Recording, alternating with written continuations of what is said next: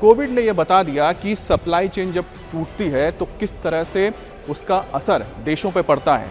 उस वक्त तेल से ज़्यादा आपको पता है कि मार किसके लिए पड़ी थी, जो सप्लाई चेन है, कोई इलेक्ट्रॉनिक्स का सामान हो, दूसरी चीज़ें हो, नहीं आ रही थी, क्योंकि चाइना ने पूरी तरह से इस सप्लाई चेन पर कब्जा करके रखा हुआ है, जिससे पूरी दुनिया चरमरा गई थी। यहाँ तक कि तेल को लेकर भी दिक्कत आने लगी थी, क्योंकि यहाँ से जो प्रोडक्शन हो या फिर तेल हो उसका आना बंद हो गया था 2020 में।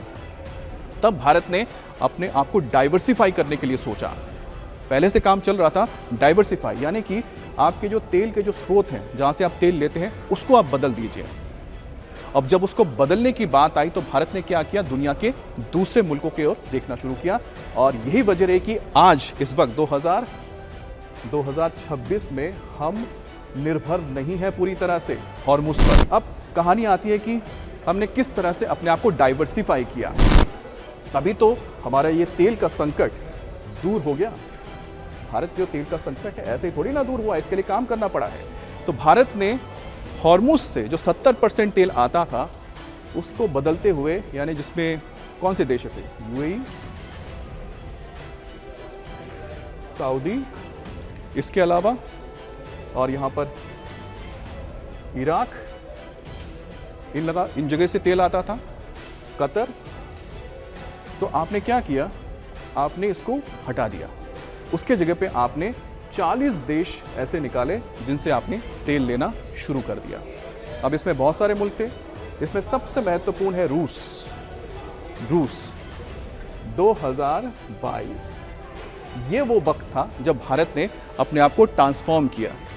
ट्रांसफॉर्म कैसे किया, 70% अपना तेल 2022 70% तेल हॉर्मुज से निकाला। हॉर्मुज से निकालने के बाद कहाँ पहुँचा दिया, इन 40 देशों में, जिसमें सबसे पहले रूस है, अमेरिका है, अफ्रीका के अलग अलग बहुत सारे देश हैं, अंगोला है, दक्षिण अफ्रीकी या दक्षिण अमेरिका देश है जैसे कि अर्जेंटीना है, और इसमें वेनेजुएला भी है। तो इस तरह से भारत ने 40 अलग अलग मुल्कों पर अपने ये 70% को डिस्ट्रीब्यूट कर दिया, ताकि हम एक देश के ऊपर पूरी तरह से या फिर एक इलाके के ऊपर निर्भर ना हो जाएं। बहुत महत्वपूर्ण ये है कि अगर आप 2007 की बात करते हैं तो 2007 में करीब ऐसे 27 देश हुआ करते थे गल्फ कंट्रीज के अलावा, जहां से हम तेल खरीदते थे। 27 होते थे देश 2007 तक, कुल मिलाकर देखा जाए तो भारत ने उसको 27 से बढ़ाया, प्रधानमंत्री मोदी ने बढ़ाया और उसको 40 पर वो लेकर आए, 40 पर। आप सोचिए कि हमारी तेल की खपत इतनी ज़्यादा है कि आप क्या करेंगे, एक जगह पे आप निर्भर कर सकते हैं। अब जब स्टेट ऑफ हॉर्मुज की अगर हम बात करते हैं, अगर हम स्टेट ऑफ हॉर्मुज पे चलें, स्टेट ऑफ हॉर्मुज में एक बार चलते हैं फिर वापस आएंगे।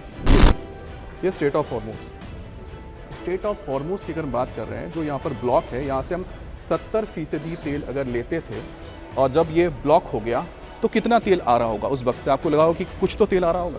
अब कुछ तो तेल अगर आ भी जाए तो यहाँ पर जो ये इलाका है आपका यूएई का, और ये फुजराहा, ये ओमान गल्फ तक आने के लिए यहाँ पर तेल कुछ लाइन्स हैं, इसके ज़रिए आता था। तो यहाँ पर सऊदी अरेबिया के बाद दिखाएंगे आपको, तो सऊदी अरेबिया से वो तेल आता था, तो करीबन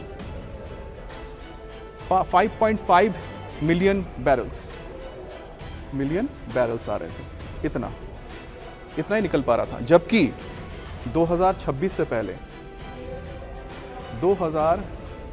से पहले इस इलाके से कितना तेल आता था, करीब 20 मिलियन बैरल पर डे।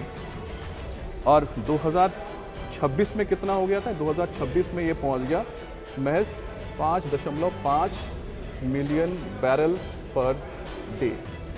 तो अब सोचिए कि करीब यहाँ पर डेफिसिट आ रहा है 15 मिलियन बैरल पर डे का।